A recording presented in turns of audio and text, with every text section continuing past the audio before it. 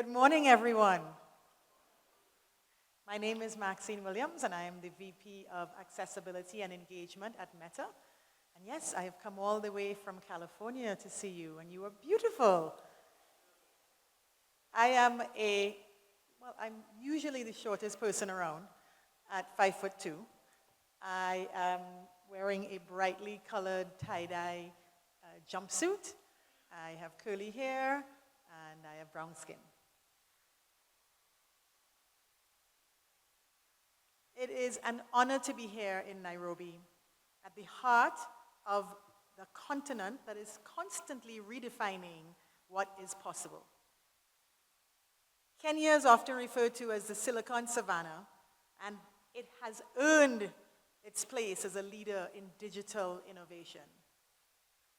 Today's theme, or I should say the theme of the conference, Scaling Accessibility Through Innovation and Entrepreneurship, is exactly the kind of conversation that we need right now. Because when we build with accessibility in mind, we unlock opportunity, we widen the path, and we get closer to a world where everyone has the tools and access to fully participate. Accessible tools are tools that are usable and valuable. More than 1.3 billion people around the world live with a disability of some kind. That is 1 in 6 of us. And yet, in far too many places, people with disabilities are excluded from the digital tools, services, and spaces that shape daily life. That is not only a moral issue, it is a missed opportunity. Because accessibility is about much more than altruism or even compliance. It is about unlocking innovation, enabling economic participation, and supporting the entrepreneurs, advocates, and developers who are building for the future. When we invest in accessibility, we're investing in people, and it is people who build economies. At Meta, we consider the approach to accessibility to be about creating a whole ecosystem that delivers value in making products that are usable and creating more ways for everyone to build products that add value to people's lives. This is where open source technology comes into the story. At Meta, we've learned that accessibility scales best when the right people have the right tools. And that is why we have open sourced some of our most advanced artificial intelligence models so that innovators everywhere in the world, regardless of size or budget, can use them to build for free. One of those tools is called Llama. It is our large language model.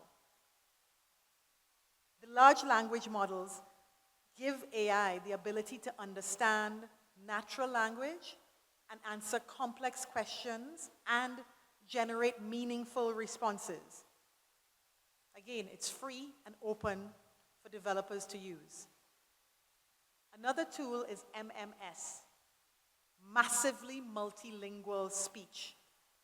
This model supports speech recognition and text-to-speech in over 1,100 languages, including many that were never represented in AI before.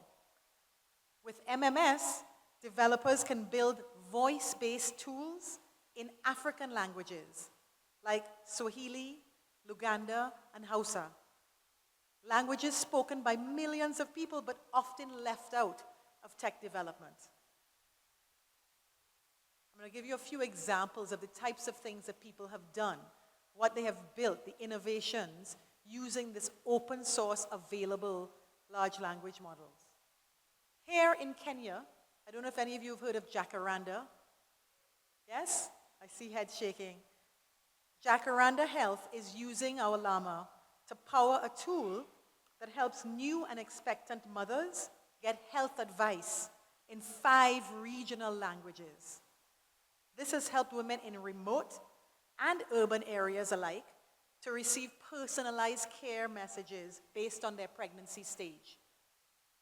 In Nigeria, Help Mum created by Vax Llama, is a chatbot trained on Llama that answers questions about childhood vaccines and sends reminders to parents.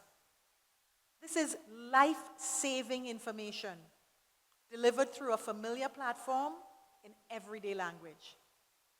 In Tanzania, a group of educators built Twiga, a teaching assistant also powered by Llama. It helps generate lesson plans and educational content on demand, giving teachers more time to teach and students more tailored support for their various learning differences and needs. In South Africa, Fundamate, an AI study buddy built with Llama and deployed in WhatsApp and Messenger, is used by over 3 million students in sub-Saharan Africa. And in fact, I want to show you a video of Fundamate. Is that ready that it can go?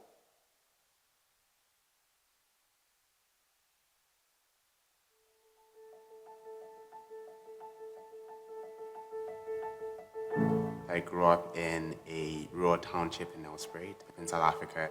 We didn't always have a lot of resources. My family did not have electricity until 2003. In school, we only had a handful of textbooks. 3 or 4 students would take turns taking the textbook home. And if a student lost that textbook, that would be it for that group. The next class of students would not have that textbook either. Looking back, that was when the whole idea of Fundamate started. Fundamate is an AI study buddy built with Llama, accessible via WhatsApp or Messenger. When I was in grade 9, my brother and I bought a bunch of parts, stitched together a computer, and I would download practice papers and answer sheets. And today, we'll talk about what I found the past papers so helpful that I wanted to share them with my friends. Do you understand?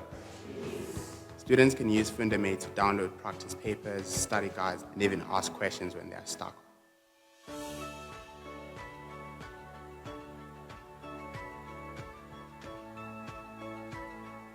We built Fundamate to be on WhatsApp because we want to be accessible to students. And then here we have input. Using MetaLlama enabled us to have control over the tone and the flow of conversation.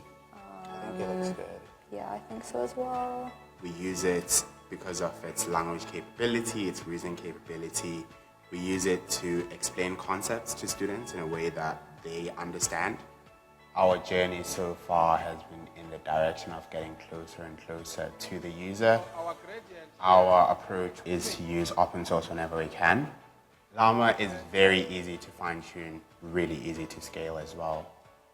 Llama is making it possible for us to make education accessible to everyone and to make education and knowledge approachable. Yes, you can use that line. We have over 3 million users all over Africa. We have many students who have used Fundamate to improve their marks and get into university. We found everyone has a passion, and if you help them explore that passion, they'll be inspired every day. Fundamate is a gateway from where they are to where they could be.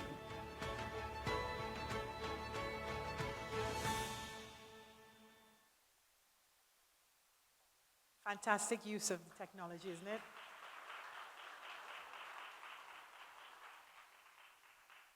One last example. In the US, SignSpeak is using Llama to power a bi-directional WhatsApp chatbot that translates American Sign Language into written English and back, so that deaf signers can have a more natural, fluid conversation with friends and family. This is what we mean about giving people the tools to build so that there is more use and value brought to everyone.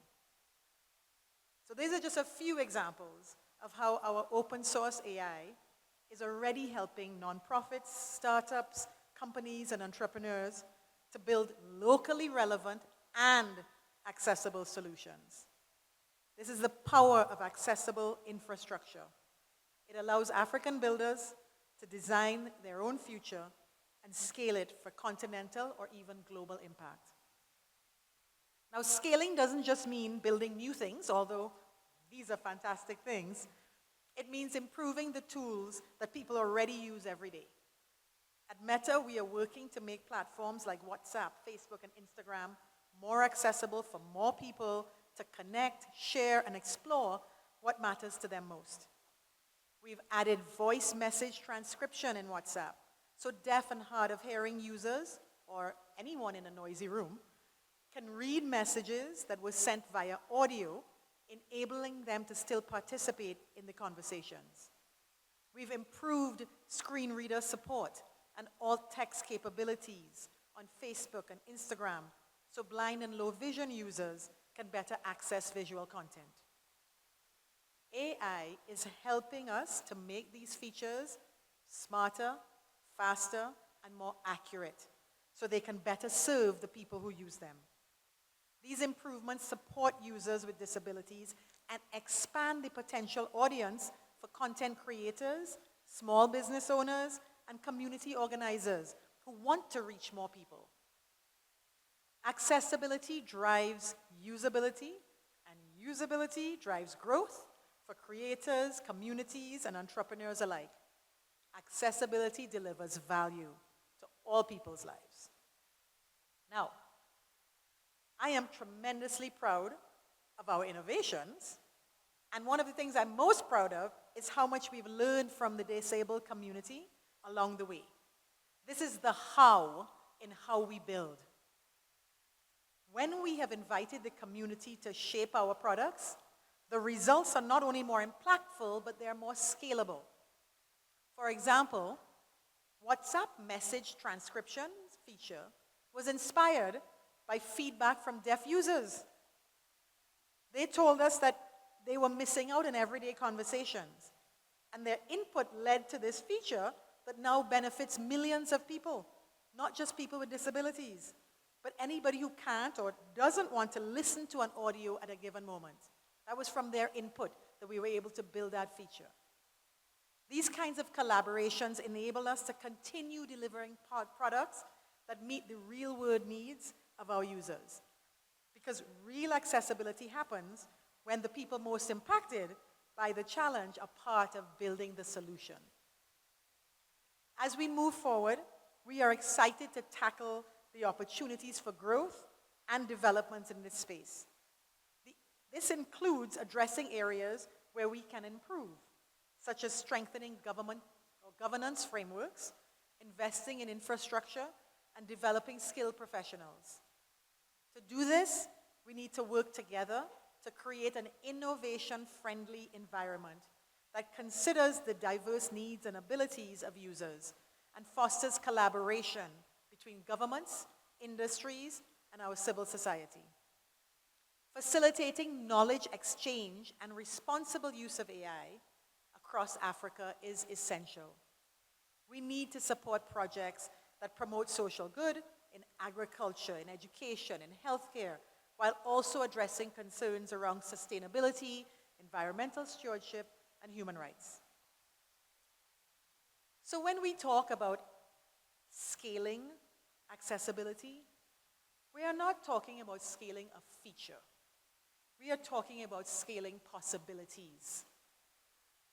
We are talking about empowering developers who are not just fluent in code, but fluent in culture. And we are talking about making tools that unlock innovation like Llama and MMS and make them freely available so that communities can help build the future they both need and deserve, and can do so with accessibility in mind and for accessibility. Innovation and entrepreneurship go hand in hand. And when you add accessibility to the mix, you create solutions that serve more people, open more markets, and build long-term resilience. This is the work we are tasked with doing. And it is not about goodwill, it is smart design. It is good business, and it is how we create technology that reflects the world we live in and that brings value to all. Thank you.